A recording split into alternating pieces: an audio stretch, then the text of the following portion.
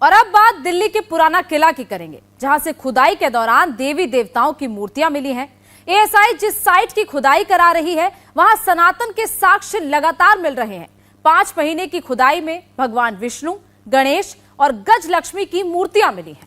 जबकि पुराना किला के निर्माण का क्रेडिट हुमायूं और शेरशाह सूरी को दिया जाता है। ऐसे में सवाल उठता है कि क्या जानबूझकर मुगलों और दूसरे मुस्लिम शासकों का महिमा मंडन किया गया। इस साल जनवरी में एएसआई ने पुराना किला में खुदाई शुरू कराई थी। पुराना किला 300 एकड़ में फैला हुआ है।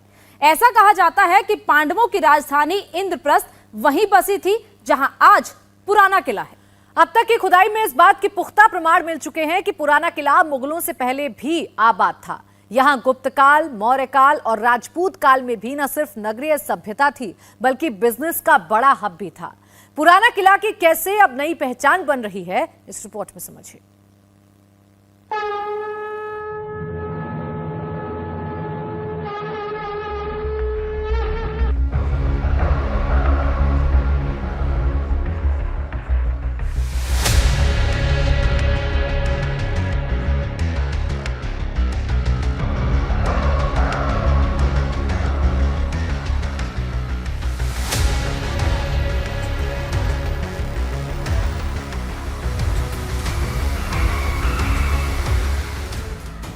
पुराना किला की खुदाई में देवी देवताओं की मूर्तियां मिली हैं, जो अलग अलग काल की हैं।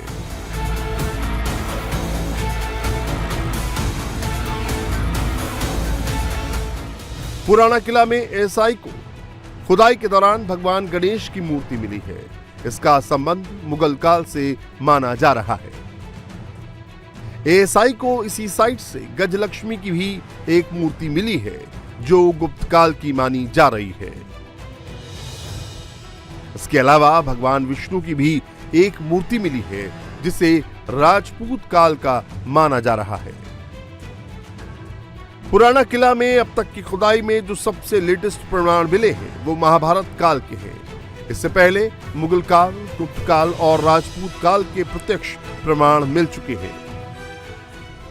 दिल्ली की नई पीढ़ी यही जानती है कि पुराना किला का निर्माण 1538 में शेरशाह सूरी ने शुरू कराया था, जिसे बाद में 1545 में मुगल बादशाह हुमायूं ने पूरा कराया। लेकिन ये सच्चाई अधूरी है। एएसआई को खुदाई में जो प्रमाण मिले हैं, वो गवाह हैं कि शेरशाह सूरी और हुमायूं से पहले भी यहाँ किला था, यहाँ सभ्यता थी, ये बड़ा बिजनेस हब था। यहाँ पर हर काल के सिक्के मिले हैं। ऐसे में नए प्रमाणों के आलोक में ये कहा जा रहा है कि यहाँ पहले से किला था और अलग अलग दौर में बस उसका नाम बदला गया। नए प्रमाणों के बाद अब खोज इस बात की हो रही है कि क्या आज का पुराना किला ही महाभारत काल का पांडव किला था।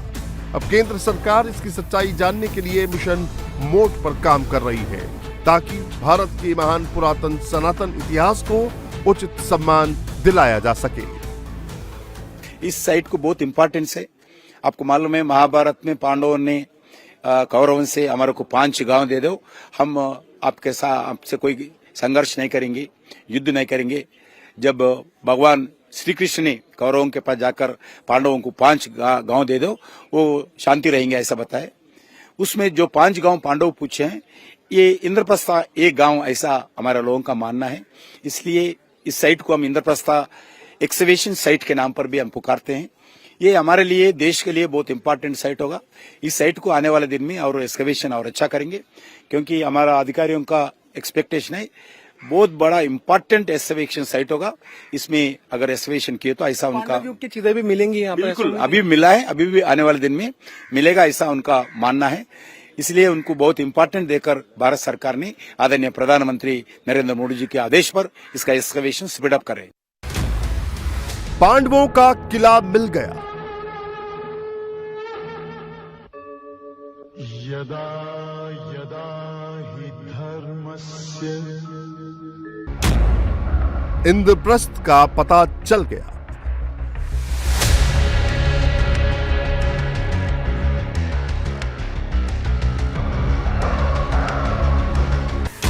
हर किसी के मन में एक ही सवाल है कि पांडवों का इंद्रप्रस्थ दिल्ली में कहां था। महाभारत काल में इंद्रप्रस्थ कैसा दिखता था? इंद्रप्रस्थ के किले का आर्किटेक्ट किसने बनाया था? ये सवाल फिर इसलिए जिंदा हो गए क्योंकि एएसआई यानी पुरातत्व विभाग पुराना किला में खुदाई कर रहा है।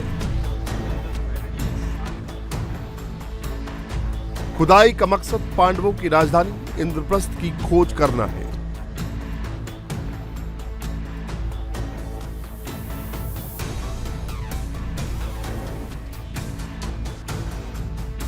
एएसआई को तीसरे दौर की खुदाई शुरू किए हुए अभी 5 महीने बीते हैं। जनवरी में खुदाई शुरू हुई थी और 150 दिनों की मेहनत के बाद एएसआई को पुराना किला में महाभारत काल का सबसे बड़ा सबूत मिल गया है।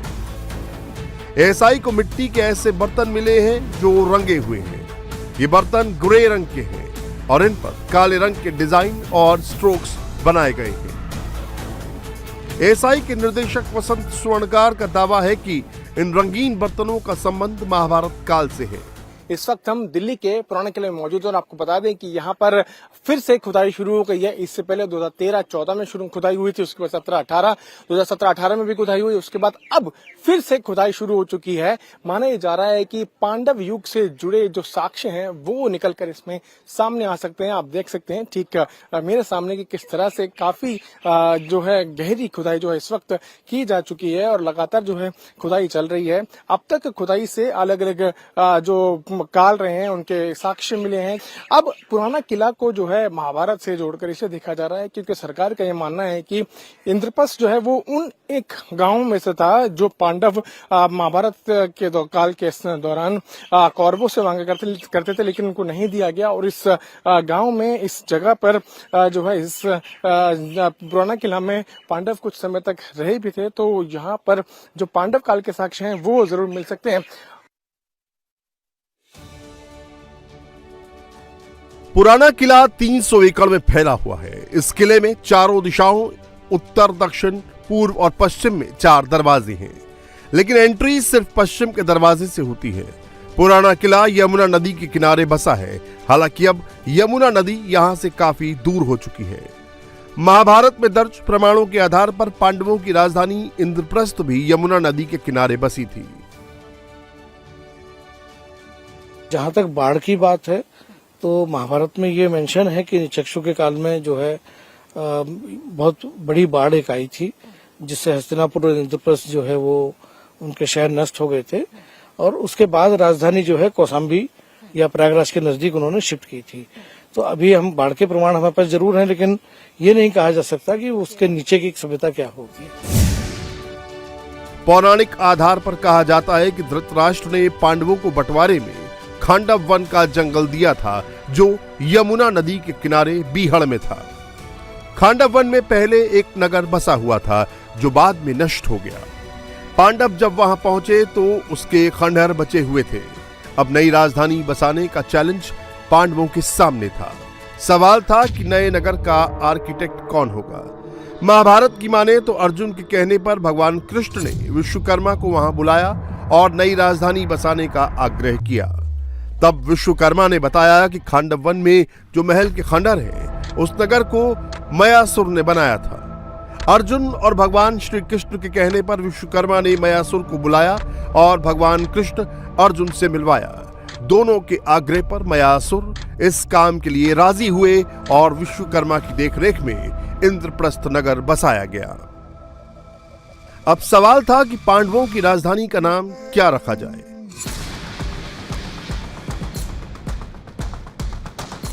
कहा जाता है कि भगवान इंद्र के स्वर्गलोक जैसा सुंदर था मयासुर और विश्वकर्मा का बसाया पांडव नगर, इसीलिए उसे इंद्रप्रस्थ कहा गया।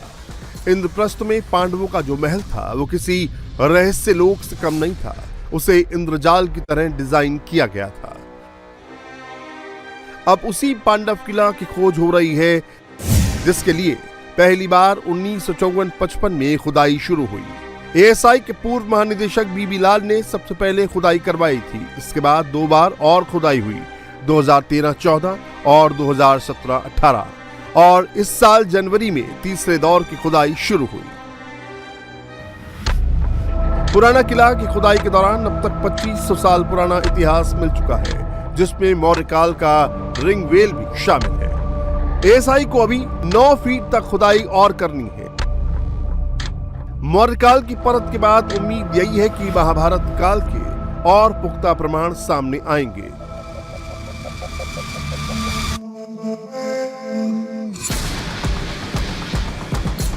क्योंकि माना जाता है कि मौर्यकाल से पहले भारत 16 महाजनपदों में बटा था, जिसमें 3 जनपद कुरु, पांचाल और अंग राज्यों का संबंध पांडव, द्रौपदी और कर्ण से जुड़ा है।